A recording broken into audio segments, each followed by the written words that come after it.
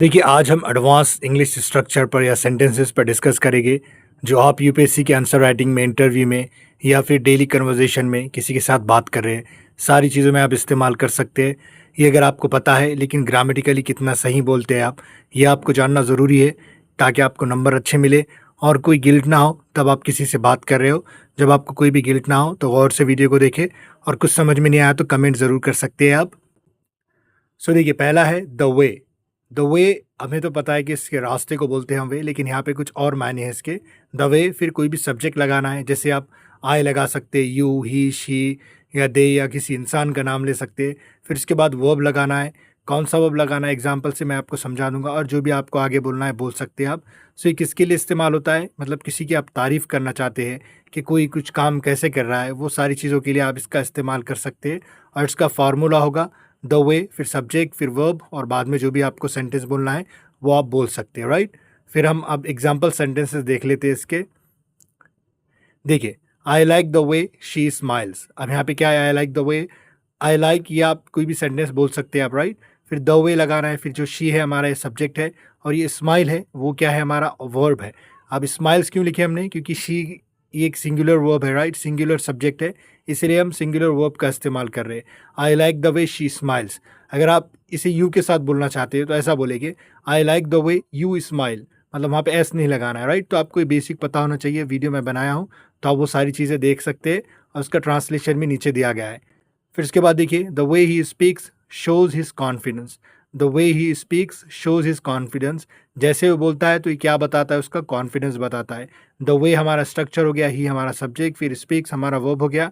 फिर ये जो आगे शोज़ हिज कॉन्फिडेंस है, ये हमारा क्या है, रेस्ट ऑफ द सेंटेंस है, राइट। तो आप जो चाहे लगा सकते हैं यहाँ पर। फिर इसके बाद देखिए, हाइपोथेटिकल होता है, मतलब आप कुछ काल्पनिक, कुछ सोचा समझा बोलते हो, राइट। उसे हम इफ़ आई वर या इफ़ आई हैड। अब यहाँ पे क्या करना है, यू बोलो, ही या शी, जो भी लगाना है। इफ़ के बाद जो आप बोल रहे हैं आई, सो आई की जगह आप कोई भी सब्जेक्ट लगाओगे तो वहाँ पे इसके बाद वर ही आएगा, राइट। अब वॉज नहीं लगाना है, यही होता है कंडीशनल या हाइपोथेटिकल सेंटेंस में।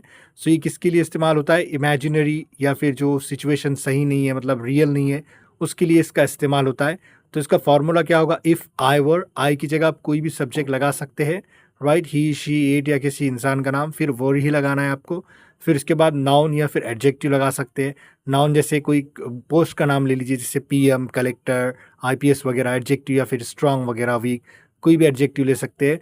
और क्या फिर इफ़ आई हैड भी लगा सकते हैं आप। फिर नाउन या एबिलिटी जो बताता है, इनसे एग्जाम्पल से आप समझ में आ जाएगा आपको। रेस्ट ऑफ सेंटेंस लगाना है। फिर अब इसे एग्जाम्पल से देख लेते हैं। If I were a leader I would change the system, मतलब अगर मैं एक लीडर होता तो मैं पूरे सिस्टम को बदल देता, राइट, मैं सिस्टम को बदलता। So if she were a leader she would change the system. आप शी के साथ भी इस्तेमाल कर सकते हैं, आप आपको ही के साथ इस्तेमाल करना है। If he were a leader he would change the system. आप चाहे ही बोलो, शी बोलो, कोई इंसान बोलो, आपको हमेशा वर ही लगाना है, वॉज नहीं लगाना है, राइट। फिर if I had the power I would help everyone in need, मतलब जो ऐड है यहाँ पे आई वुड का कॉन्ट्रैक्शन है, राइट। सो अगर मेरे पास ताकत होती या पावर होता या शक्ति होती तो मैं सबकी मदद करता। इस तरीके से आप बोल सकते हैं।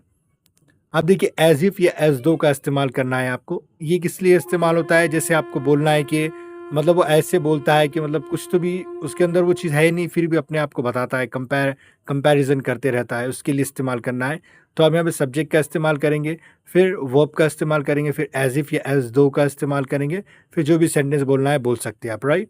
सो हम एग्ज़ाम्पल देख लेते हैं इसके। She talks as if she knows everything. She talks, वो ऐसे बोलती है जैसे वो सब कुछ जानती है। अब इसकी जगह पे ऐसे बोल सकते हैं आप, you talk as if you know everything. You talk as if you know everything, तुम ऐसे बात करते हो जैसे तुम सब जानते हो।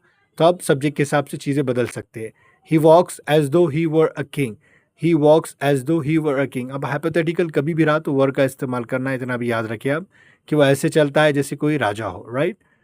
फिर हम इस्तेमाल करेंगे नो मैटर का। उसके बाद आप कोई क्वेश्चन वर्ड लगा सकते हैं, जैसे what, where, who, when, how, जो हम WH वर्ड्स जिसे बोलते हैं, राइट। सो हम इसे क्या बताते हैं कि मतलब कुछ भी हो जाओ, मेरा मेरा यही डिटर्मिनेशन है, मैं बदलने वाला नहीं हूँ। उस सेंस में आप इसका इस्तेमाल करें। सो हम इसे एग्जाम्पल से समझते हैं। पहले फॉर्मूला देख लेंगे, नो मैटर, उसके बाद what, where, who, when, how, इसमें से कोई एक लेना है, फिर जो भी सेंटेंस बोलना है आप बोल सकते हैं। इसका एग्जाम्पल देख लेते हैं हम। No matter what happens I won't give up, मतलब चाहे कुछ भी हो जाए मैं हार नहीं मानूंगा। No matter what happens he won't give up, कुछ भी हो जाए वो हार नहीं मानेगा।